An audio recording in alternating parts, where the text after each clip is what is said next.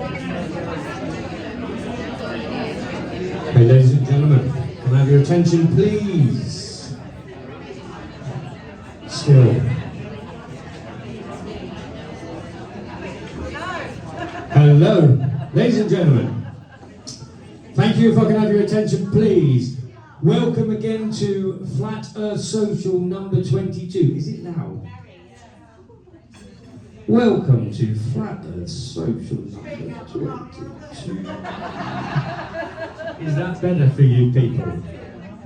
Is that better? Better, right. Welcome to Flat Earth Social number 22. Here at the Bridgehouse Hotel, every last Tuesday of every month. Thank you all for coming, because there's quite a lot of you here today. Now, tonight's guest is a chap called Dave Mannall. I first met Dave, I would have thought 2018, on the Globe Live tour. I think it was probably Bath, I'm not sure. But I've 2 times our paths have crossed when we used to do our street activism. Now Dave's coming today to do an amazing talk on the electromagnetic universe and your place within it.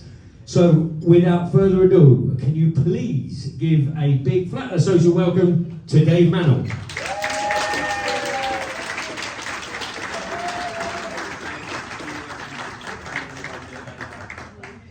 I'm not quite as sure on the mic, but thanks very much, Ian. Thanks for that welcome.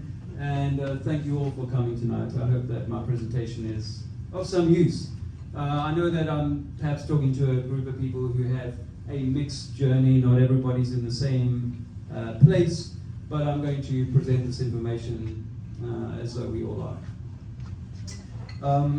To begin, I'd like to just give you all a quick introduction to my journey.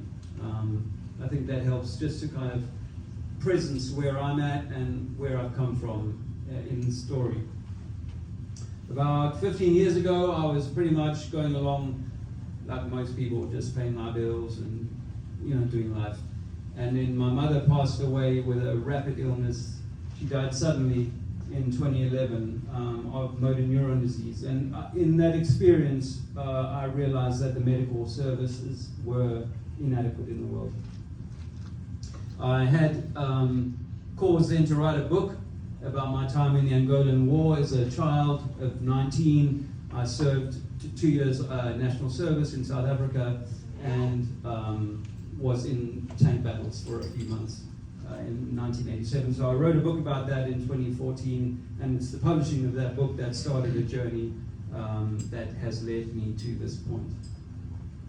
Just if you're thinking, okay, this guy's a foreigner, where's he from and all that kind of thing. I was born in Poole General Hospital, about 5 miles away from here. So despite the accent, it's been a long circuit to come all the way back home. Anyway, for me, I was on a book tour in 2015, and a guy introduced me to something called DMT. DMT was the life-changing moment that I never expected to happen, actually. I was an atheist by that point in my life. I thought there was nothing significant, godly, or special about this world, that we were evolved apes, and that we'd sort of simply, randomly, happenstance, dinosaurs had gone away and monkeys had turned into man. I believed all of that crap. I was 47, and this friend of mine, he says, Dave, he's been living in the Himalayas for 20 years, tattoos over every part of his body, his skull, his eyelids, his palms, everything. He says, Dave, you've got to try this DMT. And I'm like, what's this all about? I've never heard of it. He says, watch this documentary called The Spirit Molecule, DMT, The Spirit Molecule. It didn't prepare me at all for what was going to happen to me in May 2015. I lay down, and 7 minutes later, when I came back from the experience, the first words out of my mouth was, it's true, there is a God. And I was a staunch atheist 7 minutes before. My dying mother in 2011 couldn't get me to accept that there was something higher than what's, this material world that we're sold by science. I like this image here because it begins to prepare the mind for, but it doesn't do it justice for what I was able to see during my DMT experience. I was able to see that we are not material beings, but we are actually energy, we are light, and we come from love. We come from a place of immense love, a love that I can't even begin to describe. And this is what I learned in my 7 minutes with DMT in 2015. And even one of the most well-renowned scientists in the world, Nikola Tesla, is quoted as saying, "The day science begins to study non-physical phenomena, it will make more progress in a decade than it has in the previous centuries. And if you wish to understand the universe, think in terms of energy, frequency, and vibration." And that's what we are. During the 7 minutes of the DMT, everything that I could see around me, my brain was on fire. It was working so fast. But everything I could see around me was light. The walls, the trees, the water, everything was light and energy. It was this frequency. And so in 2015, I came back from this trip and I said to my wife, I learned a lot of things. And up until this moment, I knew nothing. And I've got to start again and learn about who we are and what we are. And that was the first time that I was willing to take Flat Earth seriously. Because I knew about 9/11, I knew about some of the deeper conspiracies that seem to be going on in the world. But after that experience, I was willing to go and seriously explore the idea that the Earth was not a spinning rock in the vacuum of space. And so began my journey of research into things that I'd never considered I would look at. And this understanding of that we are something much greater than these simple material beings that our government likes to control. After a few years of annoying my family and really, digging as deeply as I could into the Flat Earth story, I sort of tried to move on from that. And I tried to learn more about the sort of esoteric, parts of what we are and what this world is. But in 2018, a strong movement of people wanting to get out in the streets and tell the world about Flat Earth, which is how I first met Ian, was emerging in the early part of 2018, and I jumped on that bandwagon straight away, thinking this is the way forward, because within 6 months we could change the world if everybody knew the Earth was flat. Anyway, so I came into contact with a guy who was very well known at the time called John Smith Globali, a guy by the name of Harry MacDonald, and he was making great videos at the time, and we became friends, and he made this video of me doing some street activism in 2018. And I'd like to play it just as a sample of what I'd been doing, just to give people a sense of me and where I come from. If Flat Earth teaches us anything, is that actually we are all one, and we're meant to come together as one. And if we can set aside the craziness of these different religions, then we're going to find ourselves hopefully in a better place to find that kind of spiritual oneness eventually. Fun frontier, but it's made in a Hollywood basement. That's the truth, my friends. It's made in a basement. It's Hollywood. It's fiction. Earth is flat. Water is flat. And if you don't know that yet, you are still living in Disneyland. How can you get underneath? How do you walk underneath the wall and not fall off? Like for a magic word called gravity. How do you fly underneath, upside down, but you're not upside down, you're still on the level when you're in Australia. But apparently you're upside down. Why has the space station never taken a photograph of anything flying upside down or a ship clinging to the underside of the wall? So you say that the rocks are really flat? I say that all ancient cultures, our forefathers, from just a few hundred years ago, would have all said the Earth was flat. Just 200 years ago, 100 years ago, most people were saying that the Earth was flat. It was only when NASA started sending back pictures of Earth from the moon that said, right, that's it, proven, the case closed. It's now, we've seen it as a ball in space. But it turns out that the NASA footage, all of that, all of the telemetry data from that stuff has been lost and stolen and got rid of. They even admit they haven't got the technology to go back to the moon, which is why we have feedback all this time. We say now, you look at it again, I'm 50 years old, I looked at this 3 years ago, I thought we went to the moon. A funny thing happened on the way to the moon. You look at that documentary and you'll realize that they are faking the moon landing. They are faking the moon landing, and then you start to unpick what else they made. See, they practice in a swimming pool, right? At 20 meters and 30 meters of depth, you've got 3 bar of pressure on that suit.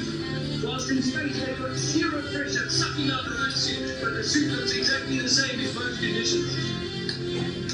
So I'm saying he started, when I looked at Tim Peake, the British astronaut, he got up into space apparently, and he did a little flip for the camera.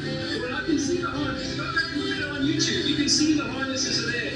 There's plenty of people who are picking these apart, and you see the cables holding them up when they're floating, but you start to realize that this might be all about you, that you may well be the center of creation, and that this experience that you're meant to be having as a divine feminine in your case should be a balanced experience, not one where the divine masculine and the divine feminine are all skewed unbalanced and we're fighting with each other. Not that, but one where we're in love with each other, where we care about each other. Black, white, Chinese, Muslim, but it doesn't matter. We're all one. I would say that we are the Christ having an experience here, but that experience, that life has been dulled from the day you were conceived and the day you were born, and then injected with vaccines and then poisoned with toxins in your food, in your water, in your air, and therefore in your television and your sport and your pornography.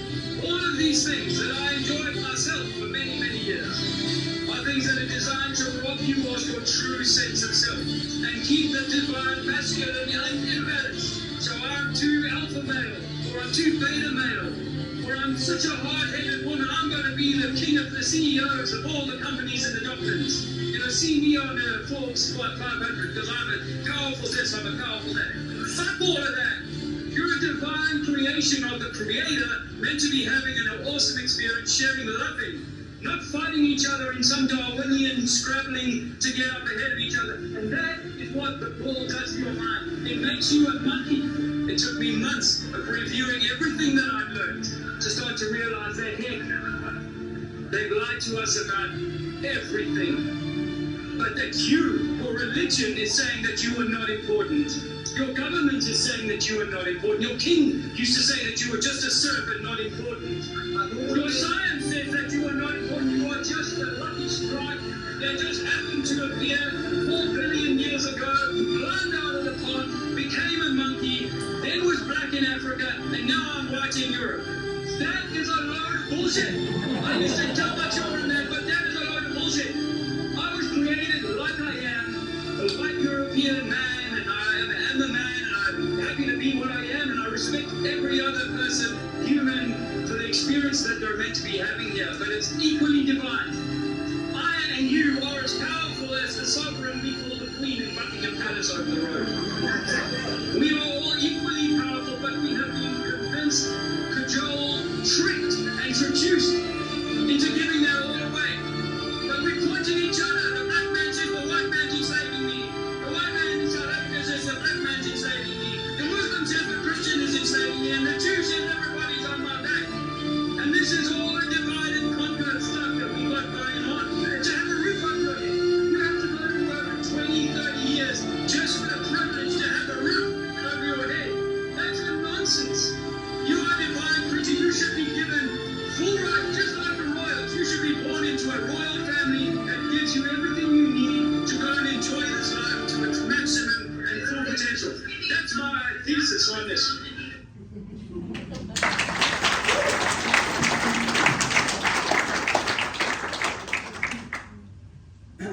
I have to say, it's been the hardest 6 years of my life since that time, but I'm grateful for it. The journey to unpicking the lies, the control, and so on is not easy, and I don't think it's meant to be easy. It's a narrow path, and one that we've picked or chosen, or our higher self has decided that we're going to walk. A little bit of distilled water.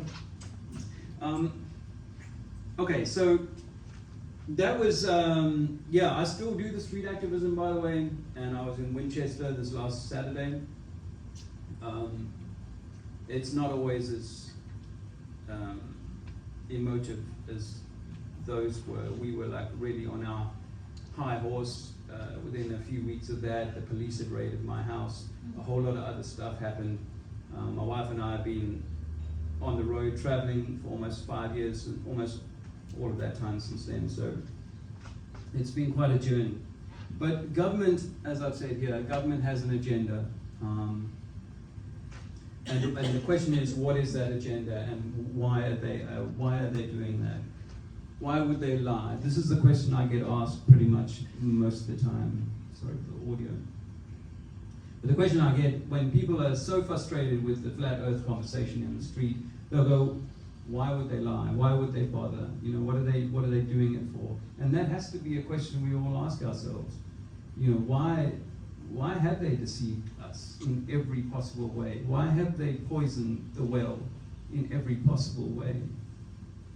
And the answer must be because you are so important, because you are so special, because you carry something, a spark of something that is so important that this entire Disneyland that we see out there has been designed to trick you and to constrain you and to cajole you from ever understanding who you truly are.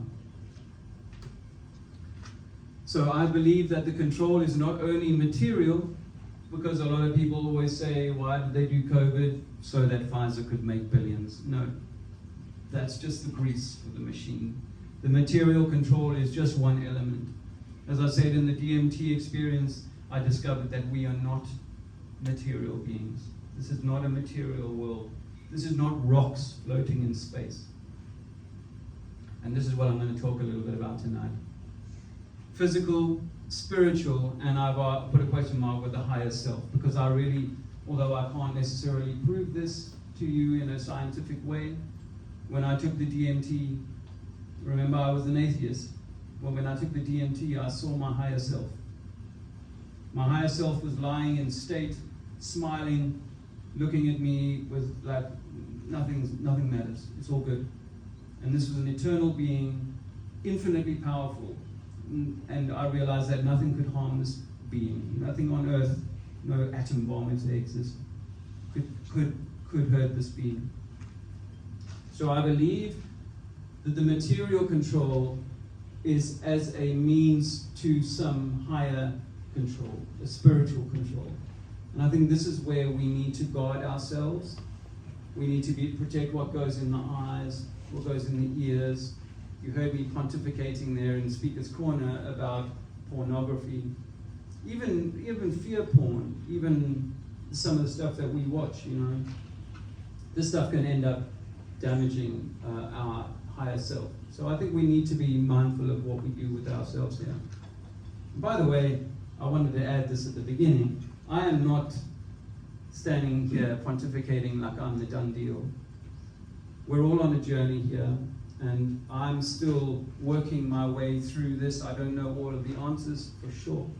And I haven't done all of the work for myself, on myself, that I believe I need to do. I think that I'm still working on that, still finding that balance, still finding that harmony, that love for my fellow man.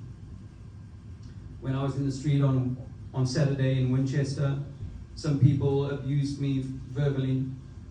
Not bad, you know, it's part for the course.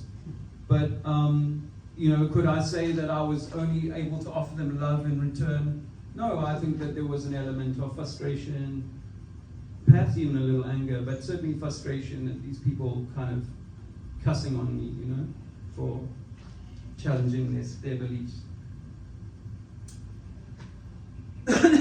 So, in terms of us being electromagnetic beings in an electromagnetic world, I want to just show you some evidence that I love. And some of you, many of you may have seen a lot of this footage, so I hope not to bore you with it.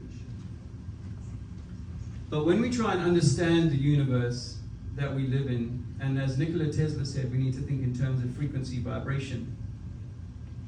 And when we see the stars doing this in the sky, under high-powered Nikon cameras or whatever, then what we see is we're seeing some kind of electromagnetic pulse. And that pulse can be mimicked with things using cymatics. Yeah? And cymatics is a great tool to demonstrate what might be happening in the sky around us. So this is Mercury slowed down, and you'll notice that it's a color palette And the color palette is different for Mercury as it is for Venus or any of the other stars. So when they tell you that this is simply refraction or diffusion of the light coming through the atmosphere, that doesn't apply, because how can the atmosphere be so different from one star to the next in terms of the diffusion? So I like showing these star pictures, and then if I can bring it to cymatics in a ferrofluid, well, we're seeing exactly the same, pretty much the same thing replicated by the cymatic frequencies put through a magnetic fluid. And this can be done with salt trays and things like that. You've probably seen the rice or salt put on a vibrating plate, and as they change the frequency, so the shapes change and rearrange themselves. Now our whole world might be a plate like that. Our whole world might be a shaking plate, that every now and again a vibration comes in and then it changes the arrangement of rocks and mountains and so on. This is the star in the jar experiment, which people may already have seen. And then again, they're creating a star just by firing a pulse into liquid. Have many of you come across the David LaPointe work? David LaPointe is an American scientist, not a flat earther. But what he demonstrates, as he claims, will change the world. Although obviously we thought flat earth would change the world. 2 magnetic balls. I'll let him explain. Unless we properly understand this basic magnetic field structure, we will never be able to properly understand the fundamental forces of matter from the subatomic to the galactic. In this presentation, you will be shown that correcting this one basic misunderstanding of magnetic field also explains most all of our problems in physics and astrophysics. I believe that this magnetic field structure is an intrinsic property of all matter. Therefore, you cannot have a particle of matter unless these magnetic fields are there to form it and confine it. So let me just offer you what you were looking at there. If you haven't looked at this before, you were looking at 2 bowls, magnetic bowls, through which he was firing a massive amount of electricity inside of a sealed chamber. That sealed chamber has an ether or a gas in it. He can change the gases, but he needs the magnetic bowls to be opposed, and he needs a powerful charge of electricity. So you've got magnetism, the Ma, you've got electricity, the masculine, and you've got this ether. This is the Trinity, through which all matter, I believe, must move, or through which all matter is created. And what he's able to do with that experiment that he does, and what he was showing you, if it didn't make sense, perhaps I can just run back to it. If I just go to here, bear with me a second, but I don't seem to be able to pull it to a point.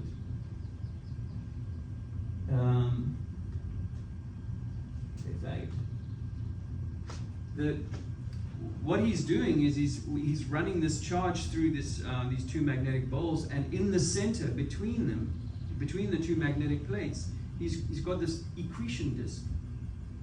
And this accretion disk is actually, it rotates like our stars rotate. And accretion is another word for creation, by the way. So I believe that at the subatomic level and at the macroscopic level, everything is working in exactly the same way. That atoms are not real in the way that we're taught. That it's a charge that's running inside, between 2 magnetic poles, inside of an ether. And that trinity will create all the material that we see in the world. So that includes you, that includes the universe, and of course these logos are mimicking that, because they know that this is how our world is structured, is with this torus or toroidal system running two systems, and between them you get this accretion disk.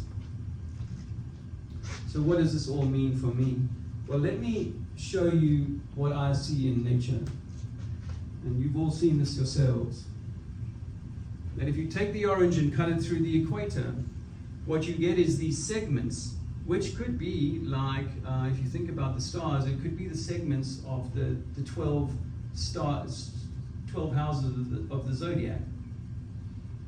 Right in the center here is potentially your solid matter.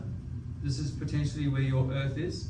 And using the tomato, which is my preferred example for that, when you see this star here in the center of the hard area, well, could that on the macroscopic level be our continents? And then this could be our ice wall around the exterior. And these seeds would be the seas, would be the oceans, the areas that we can't go. Now these fruits have been cut through their equator. However, the apple up here has been cut north to south. So when you look in the north to south line, right in the center of the creation that we call the apple is the only solid part of that fruit. It's the seed. And the seed is the bringer of life, which is what we are. We living beings are the seeds that bring life. Our earth is the seed, Mother Earth, is the seed that brings life. Now with the right spark, this seed here could become a tree and spawn millions of apples in its lifetime, or hundreds of thousands of apples. So I believe that in the microcosm we see the example of, well, this is you, and this sort of wet material around the apple would be your electromagnetic signature that you see in the previous image. So this is the seed in the center of the apple. This is the bit that connects to the tree. And this is the butt of the apple. And this is the fruit. Around us is this electromagnetic aura. And that's what we see in reality. So that's how I believe that the earth is perhaps created. Now, at the macrocosm level, I was saying this to some ladies at the back earlier on before I started. At the macrocosm level, this pith is the bit that we can see that we would call the firmament. When we look outside at night and we see the stars in the sky, then I believe that it's electricity or energy that's moving around inside of the firmament. And the peel is as far as we've ever gone, or as far as we could ever go. We can never leave the peel. We can never leave the skin. In nature, there is no one living thing that doesn't have a shell, a bark, a peel, or a skin. If you skin a tree, or you remove the bark, it dies. If you break the eggshell, it dies. Everything needs to be contained within its own peel, skin, or shell, and without which it would dry and die very quickly. And I believe that our earth, our universe as we see it, is inside of a peel or inside of a skin. What's outside of that? That's a great mystery, and I don't claim to have any answers on that. I could speculate that, the orange grove may have more than one orange, but I'm only speculating. So, in summary, the macroverse, the sun, moon, and stars, are centered on you individually. We all have a solar plexus, a place of the sun. I believe that, I was giving an example earlier on about how if you look at the moon on a full moon night, there's some clouds, which is normally the case, and they're not always chem clouds, or maybe they are. But there's clouds in the sky, you've got a full moon overhead, and it's illuminating the canopy of clouds just where you are. And as you look further down the valley or into the distance, you'll notice that it's darker and darker the further I look away from that highlight point on the clouds. Now your friend who lives 10 miles away from you, where you can see in the distance it's dark where they are, phone them up and ask them about their experience of the moon right now. And they say, well, no, it's super bright right here. It's just lighting up for me, actually. Down where you live, it's super dark. What are you talking about? That's because the moon is doing something for you personally.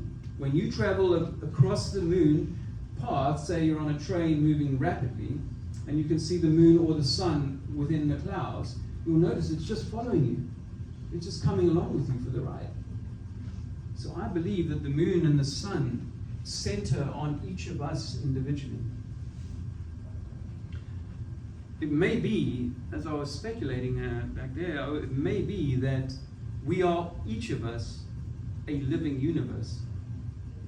And then when we come together like this, we are a multiverse interacting with each other. But you are carrying something of a higher self. I don't know that it's immediately God. When I talk about my DMT experience, I'm not sure that I was seeing God or my higher self that is related to God somewhere up the chain. I don't know that. But I believe that you are carrying something of your higher self. How are we related to that? I don't know. But you are related to your higher self, and there is no doubt in my mind about that. So you create and manifest your reality, which is why no effort is spared, controlling our thoughts, governing the mental government, and hiding human collectively from our divine self. And so this is why it really matters. And why it matters, we don't get lost in trying to figure out exactly how the flat earth or the non-globe, non-spinning earth really works. Like, yes, we are intelligent people, and yes, we want to have as much information at our disposal as is reasonably possible. But if we get lost, in the journey of searching, then we may never do the most important journey of all, which is the journey to the core. And the core is not 4,000 miles beneath your feet. The core is somewhere here in your chest, somewhere here in yourself. In the core of the apple is the seed, and you are that seed. A magnificent expression of a higher self, of the tree of life, of the tree of the apple. You are that expression, and you've been given the opportunity to be fruit, to come and express yourself in this orchard. So that I believe is the, my son had me put his name down here. He's 7 years old. He's the flat earth child. My wife and I have older children, and then when I found flat earth, I said, I think I want to try again and raise a child from the beginning, not being misled and vaccinated and birth certificated and all of these things. But it was also a little bit of a dig at what NASA do. Hey, we've all seen the one where they put sex. They've written sex in the clouds of one of their artworks that the likes of Robert Simmons and others have presented to us. So exiting the cult of sun or sun worship is hard, and I treat this one very, very gently, because a lot of flat earthers are still sun worshippers, and I have to treat that with respect, because the Son of God can be described as either that yellow or white or disc in the sky. It can also be a man who walked around Galilee 2,000 years ago and died at the age of 33. So it's hard, and it confronts trauma, because to realize that your establishment, whether it be simply that you're having to let go of the parliament that you cared for, or the Vatican that you were raised by, or the authority of being in the establishment, the military, or what have you, it is traumatic. And then, as some folks were saying to me a little earlier on, confronting your family with this information is deeply traumatic. It causes huge and sometimes unrepairable rifts in relationships, and it makes you wonder why you were chosen, or why you were able to see it and others around you seem so unable to see it. If you're like me, when I was in 2015, wow, it really is flat. I was thinking, this is so obvious that in 6 months' time the world will know. I knew that in 2015 there wasn't a lot of people talking about it, but I thought certainly within a few months all my friends would be on board, and in a few months after that the world would be flat. How wrong was I? But and at what expense to the people we love around us. So it has been, I'm sure for you also, or many of you, a really traumatic journey. And we can get lost in that trauma too. We can get lost in the, wow, we're at odds. I'm fighting with everyone I care about, and they think that I'm nuts. And that's an extremely difficult path to have to walk. And it's meant to be. I mean, it says so in the Bible. Not that but I did read Bible. In fact, I used to tease when I was a teenager. I had a lot of Bible study. I used to tease. My Bible teaches that the earth is flat according to your book. It's so out of date. I used to tease them about that. And now you can't get Christians to see that the earth is obviously flat in the Bible. But the Bible also says that this path is narrow and it's hard. And that seems to be my experience, and I'm sure one that you've experienced too. But it's in the tempering of steel that we need to walk through the hottest of fires. It's the working over of the soul journey that we're on, that we need this fire walking. You cannot become the master of your ship if all you ever do is take a dinghy around your safe little harbor. On a Saturday afternoon, and the weather's nice, I'll take my dinghy out for an hour. Now I'm the master of the ship. No, you're not. The only way you get to master your ship is to sail the toughest seas in the worst conditions. And that way, truly, we become the masters of our ship. And that's why I feel like, my soft life, I used to work for the government, get a salary. My soft life had to go away. If I was ever truly to become master, and I'm still waiting to get my master's ticket, I'm working on that. But if I am ever to truly address all the traumas, and I have to go out to sea, and I have to weep for the sailors that fall overboard, and the catch that I never brought home. So I want to leave you guys with these thoughts. We are doing this in two parts tonight. The first part is this presentation, and the second part is a kind of free-for-all Q&A. I don't mind if other people necessarily want to chime in with answers, but I have given many hours of thought to a lot of the issues, so I'd welcome questions. I raised older children to university level, saying that you evolve from apes. That's clearly bullshit.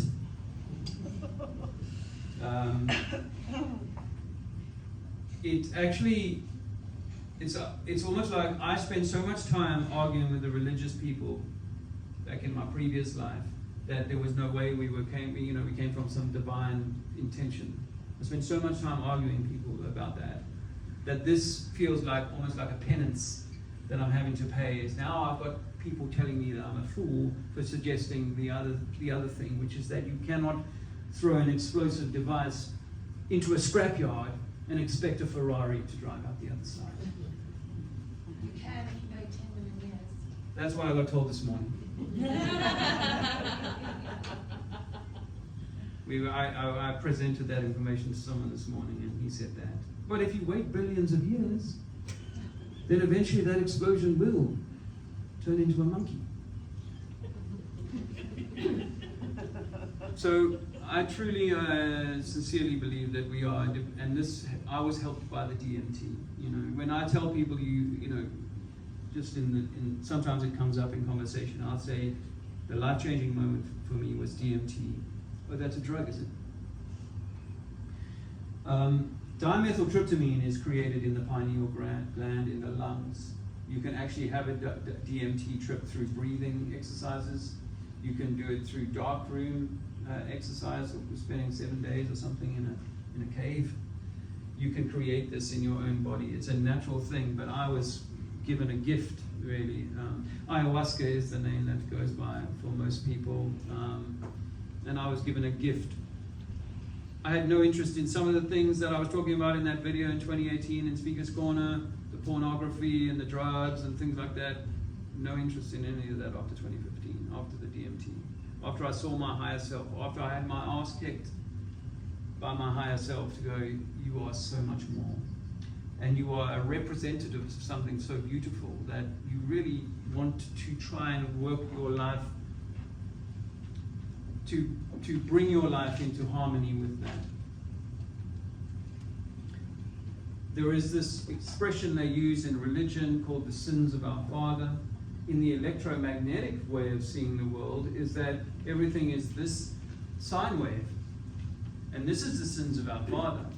And your father was either like really naughty kind of guy, you know, and you're having to carry a lot of that, or he was like just super chill, you know, and you know, or he was too high up, what I call too much in the sheep, too much in the heavens, too much in the, you know, go along with the religion kind of thing, or too much in the lower energies. So you've got the sine wave into the lower energies, and the lower energies are the groin. The lower energies are the goat, or the e-goat. So when they say that you are meant to be the good shepherd, you need to manage the flock. That's the sheep and the goat. And we have both. This is they're so frightened of the Baphomet in my circles. But we have both. We have the as above, so below, as within, so without. And we are here to create something without from within.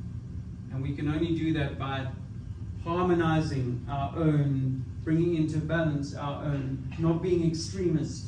I pray 17 times a day. I never eat this thing, or I never do that. You know?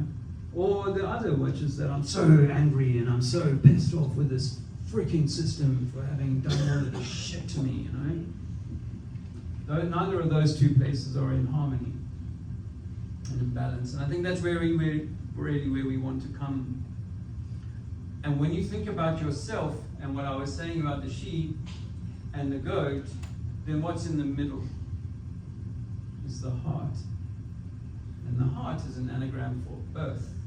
So this place that we live on, they talk about Hades and hell and Sheol and all this stuff down below and heaven up above and so on. I do think that that's a bit of a trick, because here is the green, is the earth, is the heart.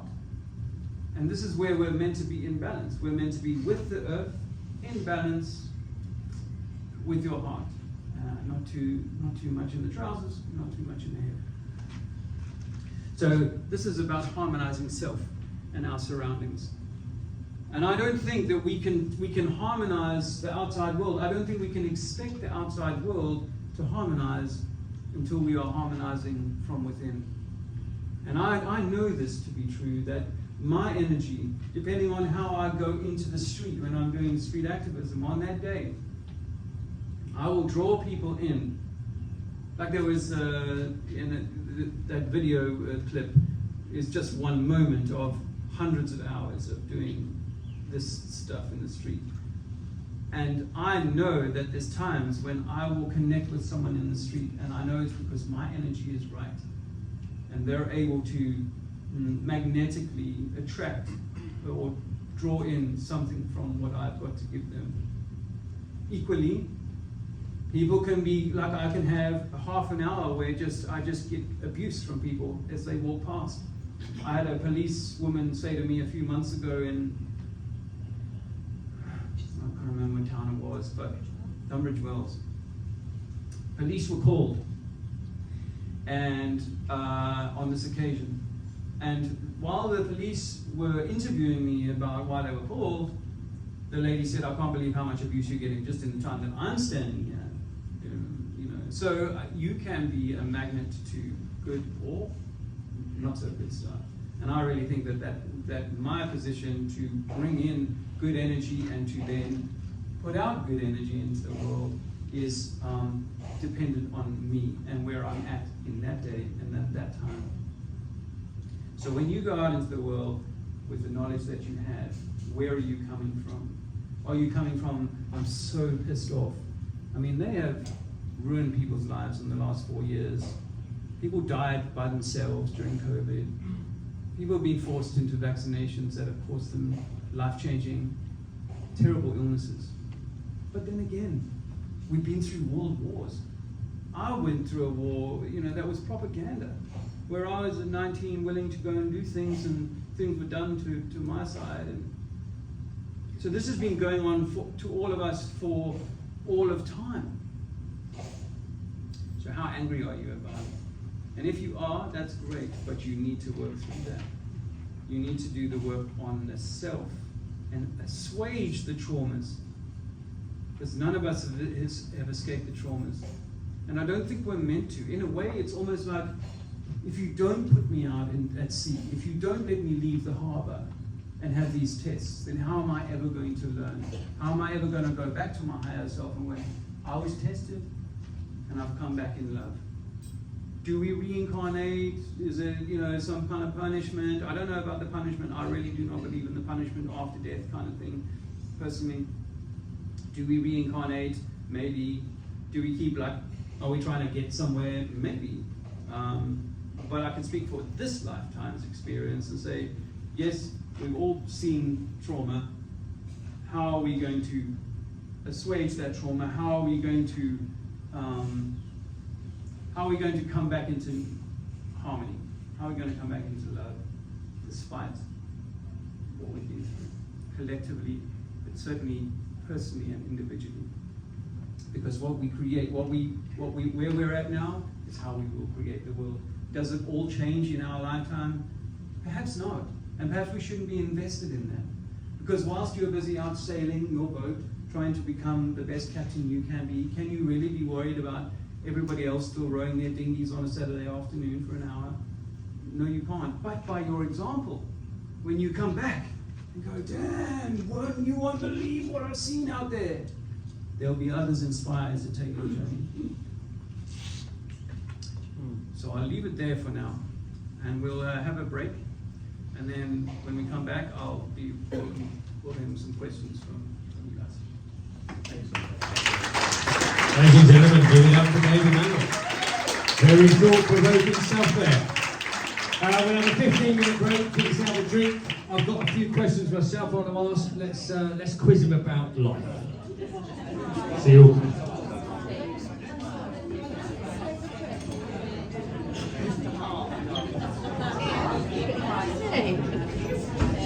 To answer your question, DMT must be treated with reverence. For me, it was an interview with God, even though I claim I didn't actually have an immediate connection necessarily to God. I felt like I was in God's sort of antechamber. There was, and my higher self, of course. So I treat it with reverence. There is a sort of movement of people doing DMT for a little bit of fun on a Friday night, and I do not recommend that at all. It must be done with reverence. It must be done in the right way as a ceremony. So the head and the body and things need to be in a good place for whenever we do such a thing. And But sorry, can I say, and the energies that are holding that ceremony, because you are actually calling in spirits.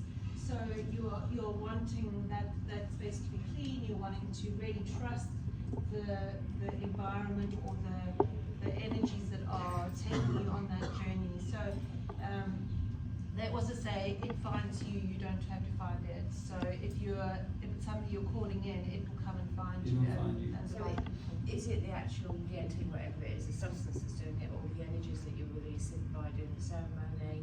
and you bring in something within yourself? Well, I think it's probably a mixture of all of that, and you know, people's experiences. Whilst you can see artwork that you go, wow, they saw kind of what I saw. We can hear people's stories about it. And DMT, the Spirit Molecule document, which is on YouTube, I believe still, was a 1997, I think, US study that a doctor was allowed to take about 50 patients through a series of DMT experiences. So there is a lot of commonality, but it's also kind of unique to the individual. So I would suggest that, yeah, that you do it in the right frame of mind, in the right state. Some people have said it's been horrible. As I said, my first 30 seconds were extremely, extremely scary. Is it something you think you need to do? Because as I said, I've had a near-death experience when I was 18 and it does change you. Is the DMT something you need to do, or can you sort of get that state of understanding? So the first thing I said after I came back was, it's true, there is God. Yeah. The second thing I said is, every 16-year-old should be offered this. Because if humanity saw who we were at such a young age, we would never go to war. We would never seek to cause harm. So I am not perfect, but in my dealings in life, I do try not to cause injury or harm to another, because I know that I am connected to that other, and we're all connected to the same source. This is what I felt, or this is what I got from my atheistic kind of facts. I got such a whipping that night or that day, but this is what I saw, is that we are all connected. So if I harm you, I'm harming myself, or I'm harming the higher entity that is whatever God is.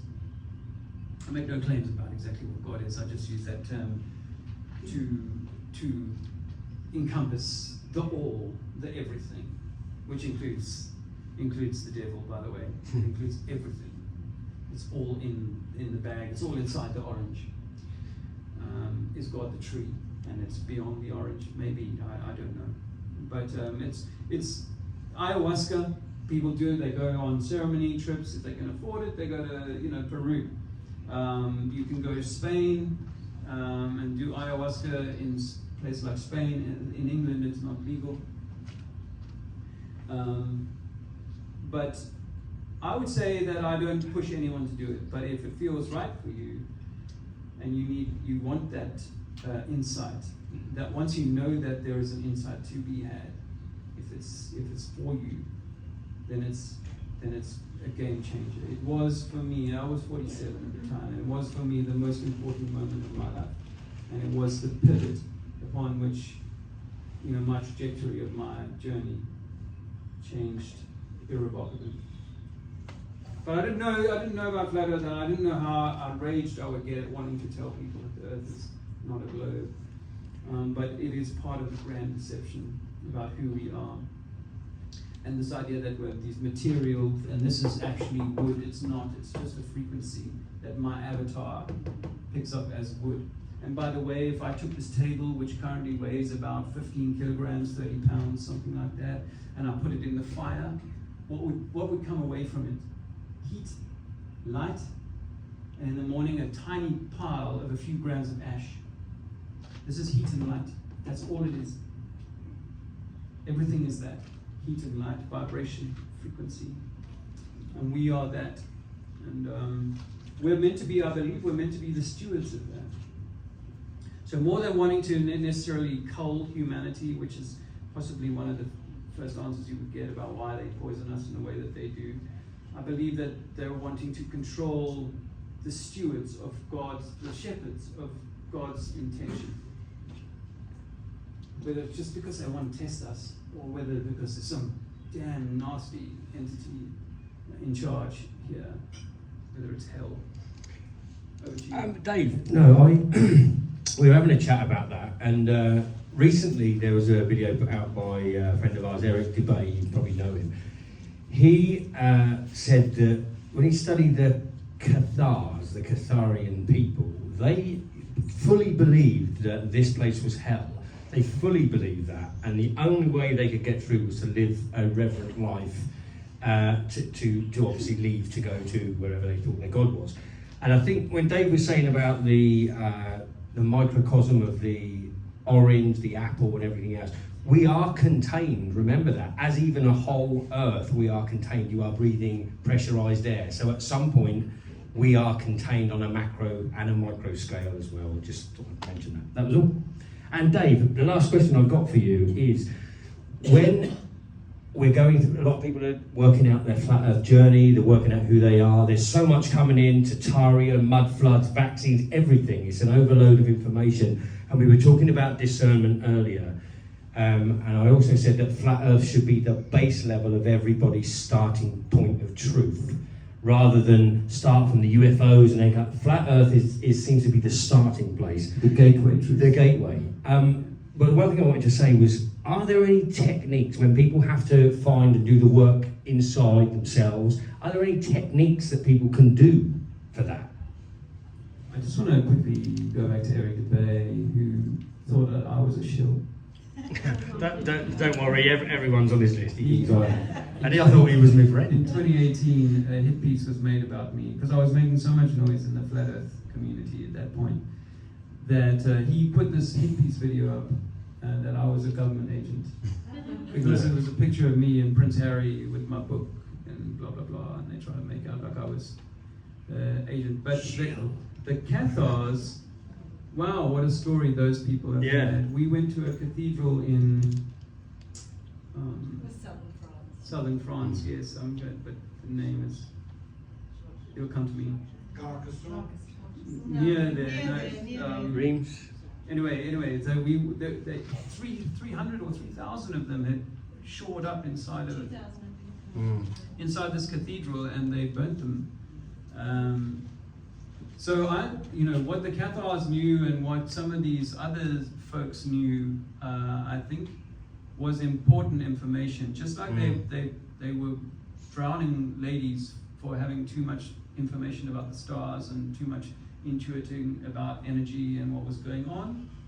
I think they were trying to wipe out ancient knowledge and hide this. So I think the Cathars, I have a soft spot for them, and I have a Huguenot background in my family line anyway.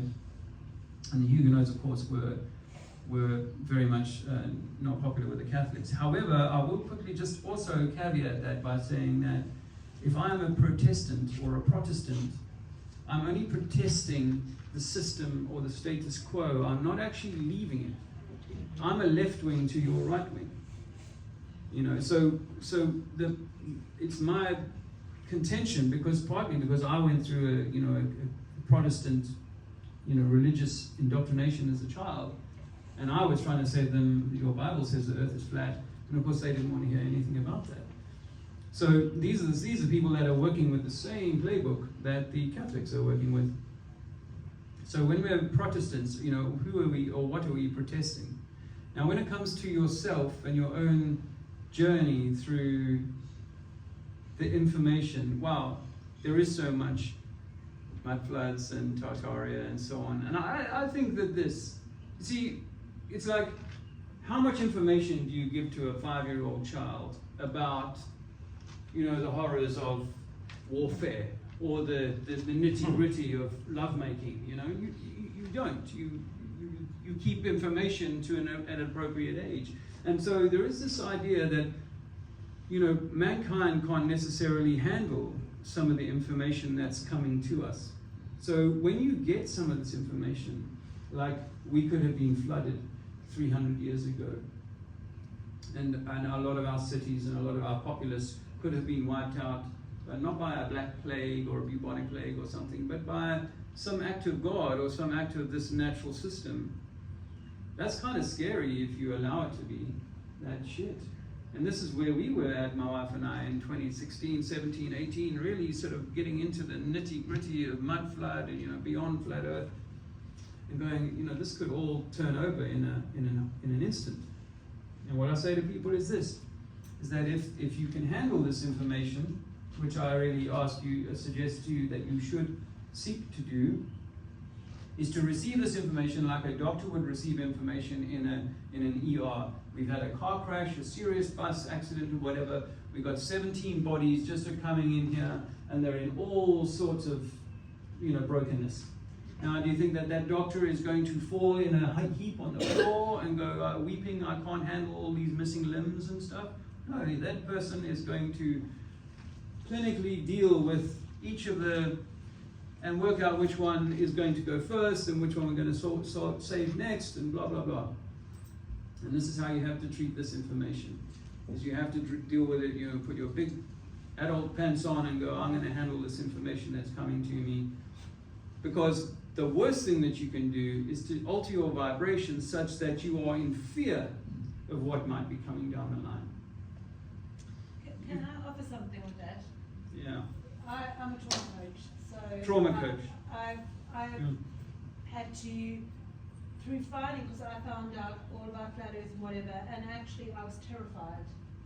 Truth is, I had so much terror in my body because my trauma from a child meant that I learned to be obedient. That was the way I was going to be safe in the world, is that I was just a good girl. And then, of course, I come to this information, and I now must protest against that, or I must swing an oscillation, is what I say, because the big bad people are doing this thing, and I was terrified because I had to now access all that old trauma and emotion that as a little girl I had found ways to be safe in the world, and that was to have mechanisms like be a good girl. If I just listen to what everybody says and do the right thing, then I'll be safe. And it worked. It worked for a long time. Along comes all of this, and I found out this stuff, and all that emotion that I had suppressed for many, many years, the outside stuff was now starting to collapse. And I didn't have those, I couldn't use those mechanisms anymore to keep that emotion trapped in my body. That's what disease is. Disease is actually emotion that we all like grip onto, and it's stored in the kidney. Kidneys is terror, liver is anger. And so when you come to truth and you start peeling all these layers away, you will naturally find anger, you will naturally find terror, you will naturally, and we have to be aware that we can oscillate and then become the Protestant. We can oscillate and then become the rebel. Instead of the good girl, I'm going to be the bad girl, I'm not going to do anything you said. But really, all you've done is put yourself in a new box. And the way to freedom, I believe, is actually facing those feelings. So it's not about not having fear, it's about really being with it. And actually to hold terror in your body, to actually sit with terror, to sit with anger. It's like when you lose someone, to actually sit with grief. We want to do anything. The mind wants us to do anything. Well, let's distract ourselves. Let's just get away from the feelings. But actually, to truly heal, you have to be with the feelings, and that is incredibly uncomfortable, because I think most of us spend our lives running, searching, trying to find any way to get away from that original trauma. It's like Dave said, you know, in your first year of life, so much happens to you.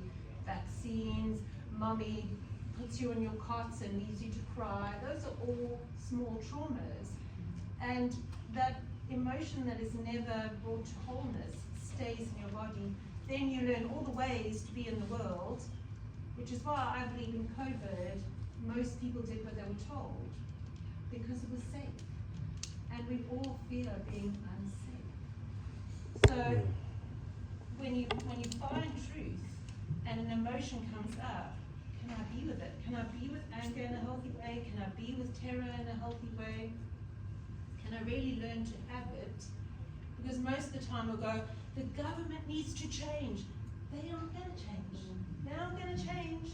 So the best thing you can do is be with all that stuff that meant to, in the first place, why you ended up giving your power away to the government, to authority, which would originally have been our parents.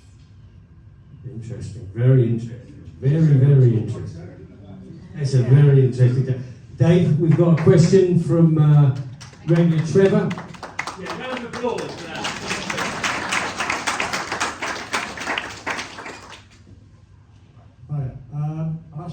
question about the DMT, maybe a couple of questions actually. So when you did the DMT, have you done it again since?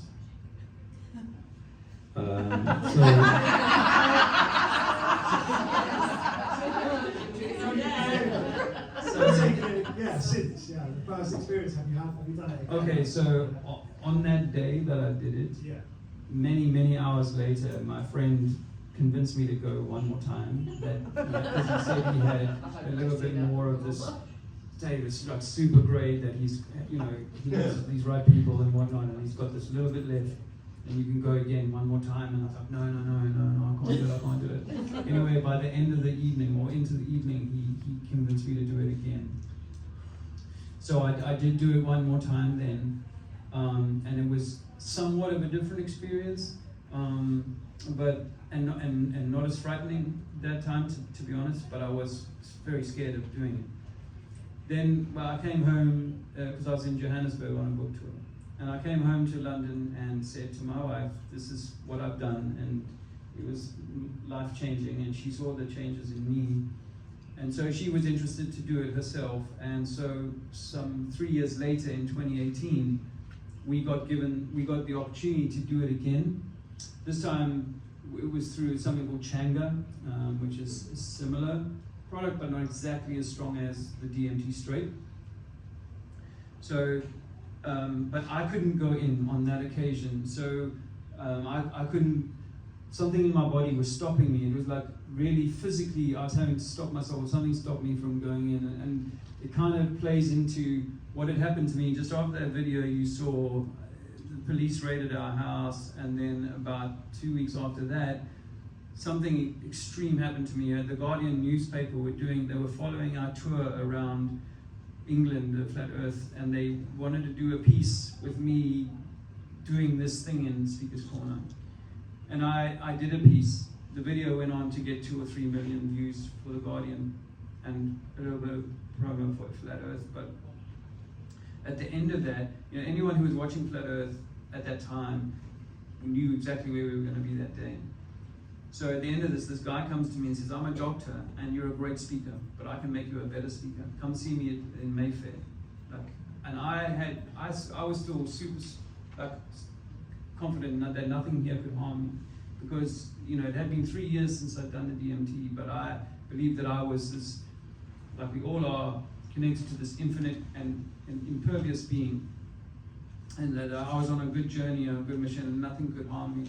So I go and have this treatment with this guy, and when I walk out of the hotel an hour and a half later, I'm a wreck. I fell down the stairs.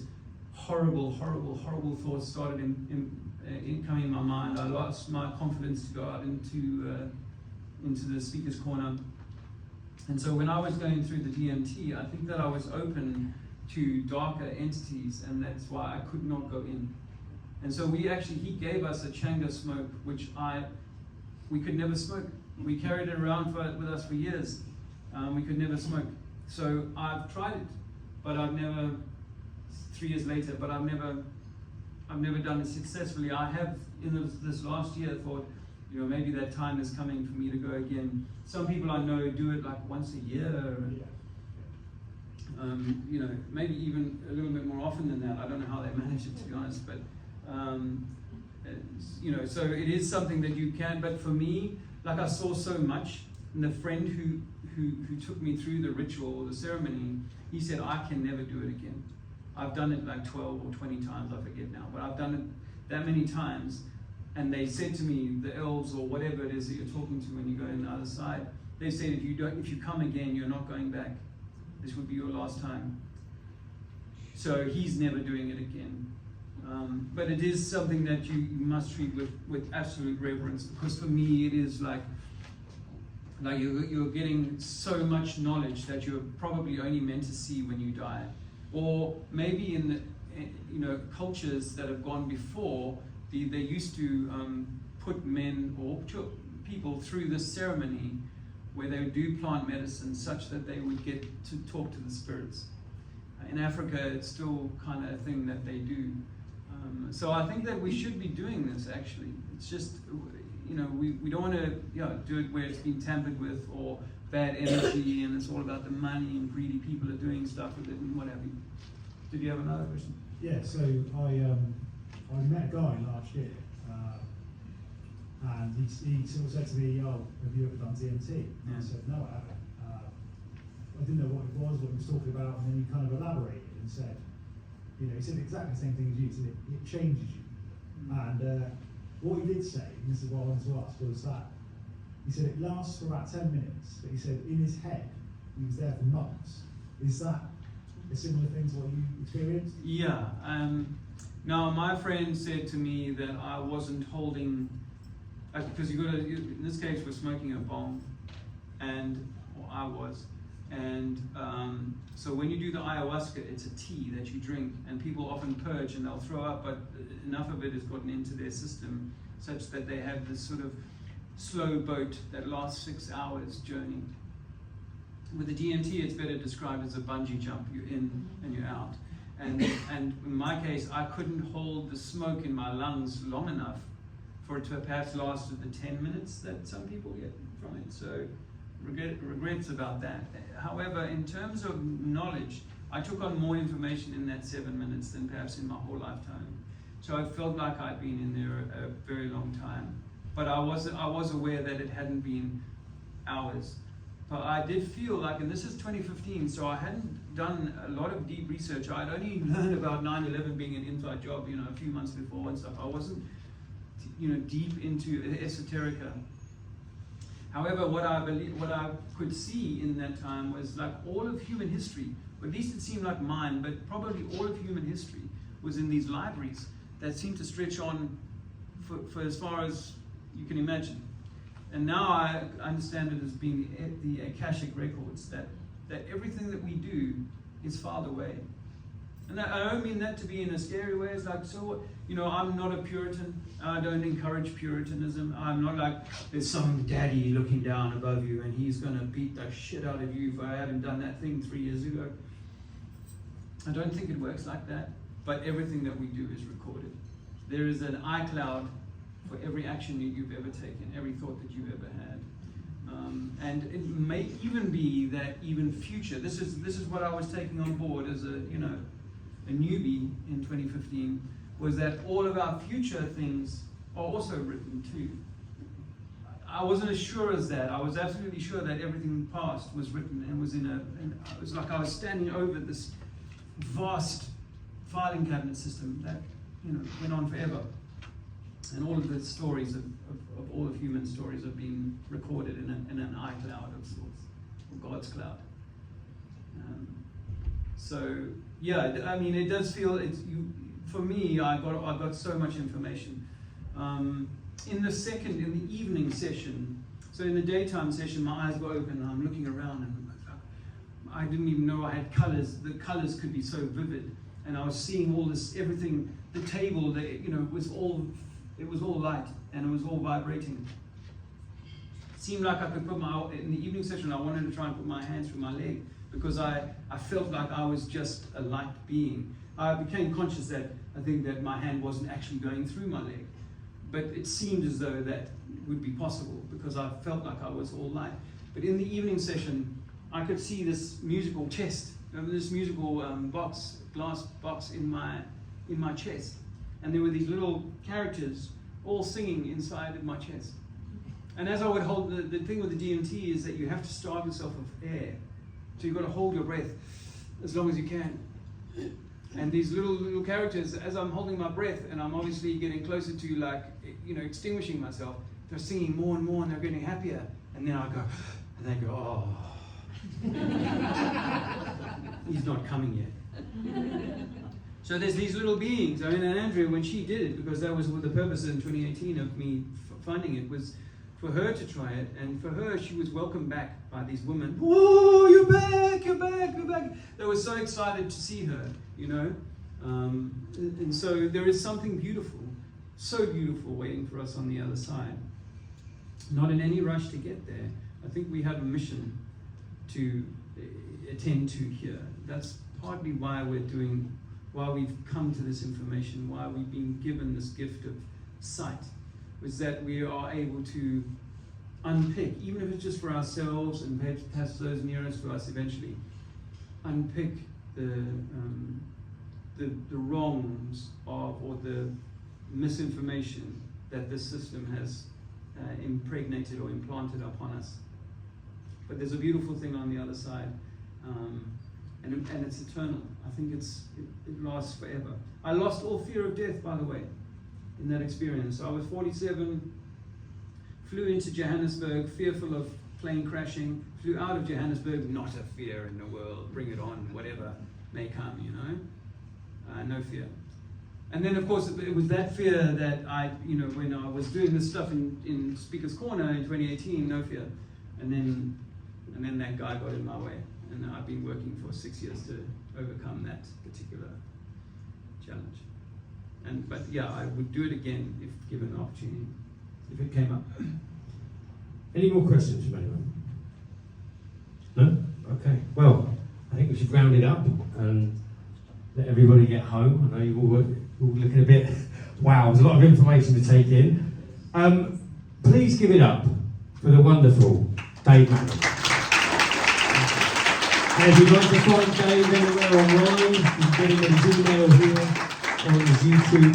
And obviously he's going to stay around. If you want to have a chat with him after this, please do. We'll go from there. David, thank you very much. Dave's going to be with us at the Sounds Beautiful Festival next month. He's going to be working the Flat Earth tent with us.